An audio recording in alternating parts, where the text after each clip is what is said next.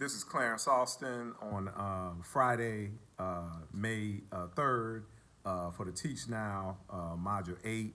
I'm sitting here with the most esteemed, my mentor, Mr. Leroy Jenkins, career educator, and he's going to give me feedback on a lesson that I did today on Mesoamericans. All right. Well, Clarence, I got a chance to see your fourth period class. That's my planning period.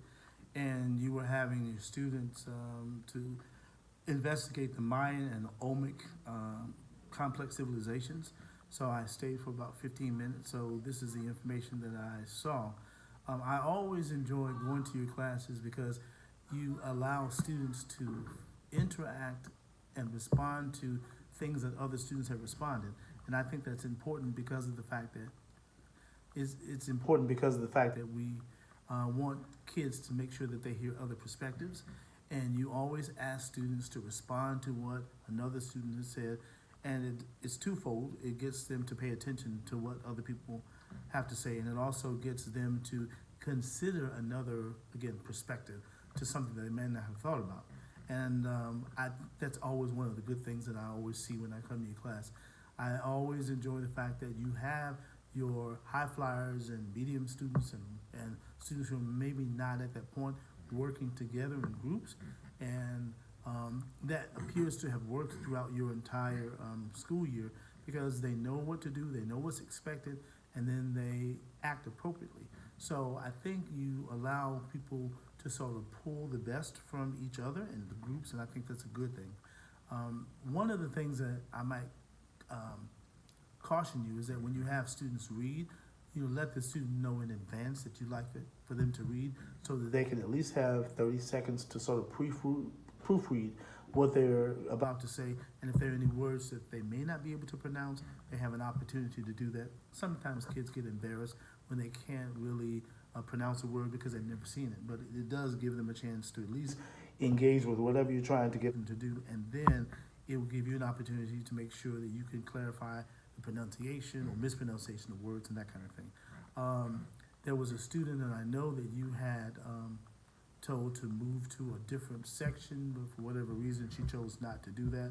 Maybe she knew something you didn't know, but in any event, you came over there, but you didn't sort of address that issue.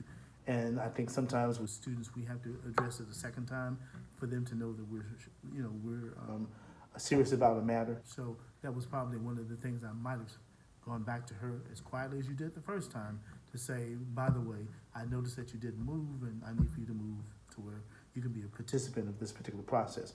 Because I think because there was no one at her table, then she felt that she wasn't responsible for what needed to be done. Right. And she would have used that to her advantage later on. Oh, you didn't put me anywhere, so I didn't know I was supposed to work. So I think if you would address that the second time, that would be good. Also, make sure that you target some other students that you didn't target.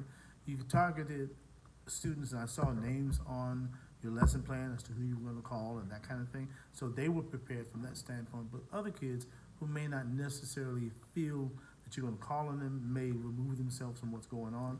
So sometimes you might end up calling someone that you know you haven't called on in a couple of lessons, just to sort of get them back into the fold, so to speak. That's important to do. I wasn't there for the writing aspect, and I'm sure that you probably did that later on in the lesson. But I saw the conversation, and I saw the class discussion on the Mesoamerican theme, and I think that was important. I didn't know whether you did some artwork, and I think that they were supposed to write a poem, and they were supposed to create some sort of image based on their particular poem.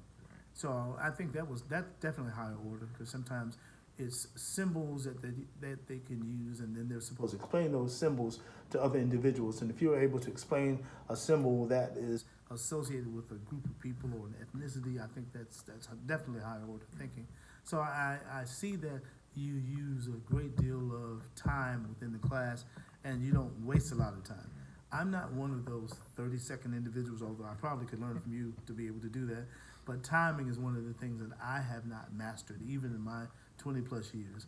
I sort of let the tempo of the class sort of just dictate, what's going on. So sometimes I'm a little bit lengthy when I should be maybe short and to the point. But I do, I admire your use of time and how you manipulate time through the class, so it doesn't seem as if there's a lot of time being wasted. And again, just how do we get every student involved in what we're trying to do? And I think that's the problem that we as teachers have, because students can pretend to be busy, pretend to be doing the work, and sometimes they miss out because we haven't, called on them to do X, Y, Z. But that I think is beneficial with regard to that. I think I've sort of hit on everything that I saw during the time period that I was there. Are there questions that you have for me? No. You mentioned make sure I call on the students in advance. Right. So I will make sure that I try to touch those students earlier, right. And let them know. Exactly. And I'll also try to involve more, students that haven't called. Exactly. And those students that you really haven't heard from within that week. Just to make sure that they are part of what you're trying to do. Yes. I think that's important. All right? Yep. All right.